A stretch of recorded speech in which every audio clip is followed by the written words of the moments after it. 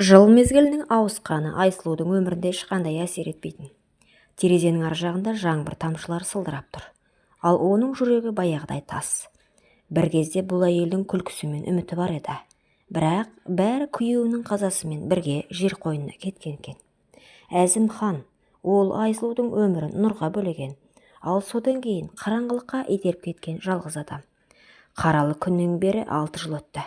Сол 6 жылдың әр түні оның жанына салынған жараның ізіндей.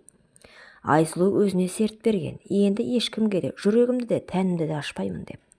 Содан бері жалғыздықпен өмір сүріп келеді.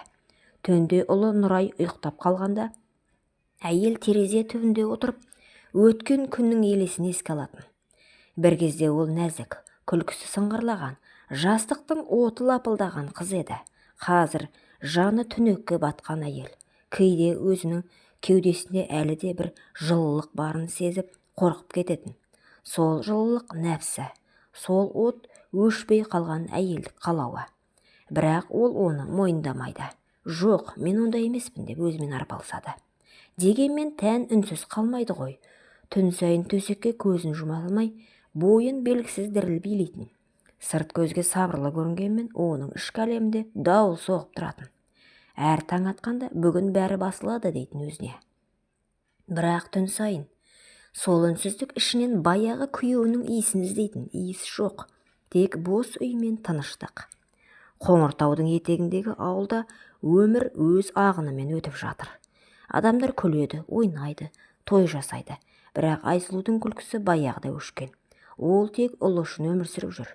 Бір ғана жұбанышы Нұрайдың тәтті үні мен күлкісі. Кейде Айсұлу баласын құшақтап отырып ішінен сыбырлайды. Сен ғана менің тірі жанымсың, ал мен баяғыда өлгенмін. Сол сәтте терезеден ай сәулесі түсіп, жесір әйелдің көзінде ұшқын ойнап өтетін. Бірақ ол ұшқын үміт емес, ол оянуға шақырған құмарлықтың әлсіз жалыны еді. Қоңыр күздің бір кеші еді. Желдің ызғырығы терезеден кіріп, пердені баяу тербетіп тұр. Үй іші тып-тыныш. Нұрай әлде қашан ұйықтап қалған. Ал Айсұлуға ұйқы қонбайды. Бір түрлі ауыр тыныштық. Ішінде бір толқын баяу оянып жатқандай. Кеудесінде баяғыдан ұмыт болған сезім дір етті. Сол дірілден қорқып, әйел көрпесін қымтай түсті. Күйеуінің есімі ерінен өздігінен шығып кетті. Әзім хан. Осы сөзден кейін ол үнсіз қалды. Кеудесінде тыныс ауырлады. Тәні тыпыр етіп, жүрегі дүрсілдеді. Сол сәтте әйел өзін тірі сезінді. Құдай-ау, тірі болу, осылай күйіп дірілдеу ме еді, деді. Ол төсектен тұрып, терезе алдына келді. Ай сәулесі оның жүзіне төгіліп тұр екен. Айсұлудың беті ағарып кеткен, ал көзінде белгісіз ұшқын ойнап жүр. Сол сәтте есік сыртынан әлсіз дыбыс шықты. Бұл көрші үйдегі малшы Жарастың атын байлап жүрген кез еді. Айсұлу үнсіз тыңдап қалды. Түн тыныштығын бұзған еркек үйінің өзі оның денесін дір еткізді. Ол ұялып басын бұрып әкетті. Бірақ бойындағы әлдебір нәрсе оны сол үнге қарай тартқандай болды. Бұрын соңды еркек даусын бұлай аңсап көрмеген еді. Бір сәтке көзін жұмды. Ойында күйеуінің бейнесі мен жаңа еркек даусы араласып, бір бейнеге айналып кеткендей болды.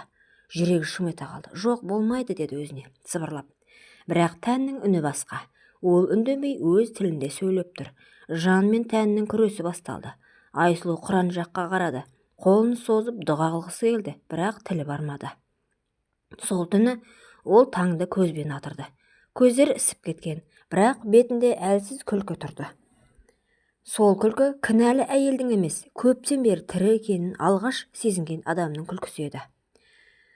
Ауыл шетіндегі тоғайға Айсұлу күн сайын барып жүрген. Басында ол жай ғана тыныс алу үшін шығатын. Кейінірек бұл жер оған біртүрлі жыл көрінді. Жапырақтардың сыбдыры, шөптің иісі, алыстағы мал даусы, бәрі күйеуінің еркелеткен үнін еске салатындай. Бір күні сол тоғайға ол Жарасты кездестірді. Малшы жігіт ағасы қалың шөп арасында ағаш бұтақтарын шауып жүр екен. Қолындағы балтасы жарқ еткенде күн сәулесі бетіне түсті. Жігіттің жүзіндегі салмақтылық пен сыбыр мен біртүрлі жылылық әйелдің кеудесін әлде қайда ыстық толқынмен шарпып өтті. Амансыз ба әпке, деді ол сәлем беріп. Шүкірмін, деді Айсұлу. Сол сәтте Айсұлу өзін алғаш рет қартайғандай сезінді. Бірақ әпке деген сөз жүрегіне аяздай тиді. Өзін сырттай сабырлы ұстаса да, жанына әлдене қозғалды. Жарас оның жүзіне қарап тұрып, сіз осы жаққа жиі келесіз бе, деді. Иә, тыныштық іздеймін, деді ол әйел ақырын. Сөздері қарапайым еді. Бірақ сол тыныштықтың ішінде екеуі де бір-бірінің үнін басқа мағынасында сезді. Жарастың дауысы жұмсақ еді, Айсұлудың дауысы әлсіз дірілмен шықты. Күн еңкейіп, тоғайды алтын жарық шапты. Сол алтын жарықта екеуінің көлеңкелері қатар созылып бір-бірге бірігіп кеткендей болды. Сол күні кешке Айсұлу үйіне ерекше күймен қайтты. Жарастың дауысы, көз қарасы, қолындағы күліп тұрған жылылық бәрі ойынан кетпей қойды. Төсегінде жатқанда алғаш рет күйеуінің емес, сол малшының жүзін еске алды. Өзінен өзі шошып оянды. Жоқ, бұл кінә, деді сыбырлап. Айсұлу тоғайға ертеңде тағы да барды. Себебі тыныштық іздеп емес, сол жігіттің жүзін тағы да көргісі келген екен. Өз-өзіне жай ғана кездейсоқтық қой деп ақталды. Бірақ жүрегі оның атын іштей айтып шақырып тұрғандай. Жарас сол келгенде бұта шауып жүрген екен. Айсұлуды көріп, жүзінде жылулық пайда болды. Тағы да келдіңіз бе, деді ол күлімсіреп. Иә, ауа салқын екен, көңілге жақсы ғой, деді әйел. Бірақ даусы әлсіз, жүрегі дүрсілмен тұрды. Бір сәт үнсіздік орнады. Құстардың дауысы, шөп арасындағы желдің сыбдыры, екеуінің демалысы ғана сезілді. Жолдасыңыз қайда, деп сұрады Жарас абайлап. Осыдан бірнеше жыл бойы ана өмірге аттанып кеткен. Ондайда қиын ғой жалғыздық, деді. Осы сөз Айсұлудың жанын дір еткізді. Иә, жалғыздық. Сол сөз оның ішіндегі бос орынды дәл сипаттап тұрған еді. Қиын емес деп айта алмаймын, деді ол көзін төмен салып. Бұл өмір ғой. Жарас бір сәт үнсіз қарап тұрды да қолындағы балтасын шетке қойып қасына жақындай түсті. Оның көз қарасында әдеп те, аяушылық та, құпия бір тартылыс бар еді. Кейде адамға жылы сөздің өзі жетеді, деді баяу үнмен. Айсұлу жауап бермеді.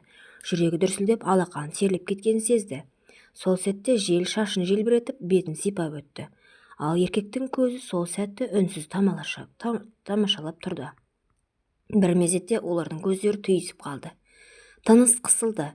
Айналадағы әлсіз әлем қалғандай болды. Секундтар сағаттай созылды.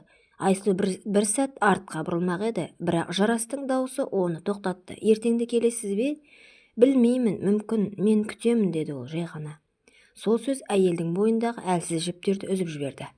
Үйіне келген соң неге күлкісі келе беретінін өзі түсінбеді. Кеудесіндегі әлдеқандай қуаныш пен қорқыныш араласып біртүрлі тәтті сезім қалдырды. Түнде төсегінде жатып көзін жұмғанда тағы да сол сөзді, сол жүзді, сол сабырлы, бірақ терең сөздер елестеді. Күйеуінің суреті тартпада тұрған. Бірақ ол көзін соған емес, жарық перденің ар жағындағы түнге тікті. Күндер бірінен соң бірі өтіп жатты. Айсұлу тоғайға енді сылтаусыз бара алмайтын болды. Жүрегі бәрібір сол жаққа тарта берді. Тоғай ішінде Жарас тұр екен, жамылғы киген, қолында шағын термос. Суық тиіп кетпесін деп жылы шай әкелдім, деді күлімсіреп. Сол сәтте Айсұлу не дерін білмей ерін тістеп үнсіз қалды. Екеуі ағаш түбінде отырып шай ішіп, жаңбыр тамшысын тыңдап отырды. Жарастың қолы байқамай оның саусағына тиді. Айсұлу селт етіп қолын тартып алды. Бірақ сол сәт денесін түгел ыстық леп шарпып өткендей болды. Жарас оның жүзін бағып, неге қашасыз менен, деді.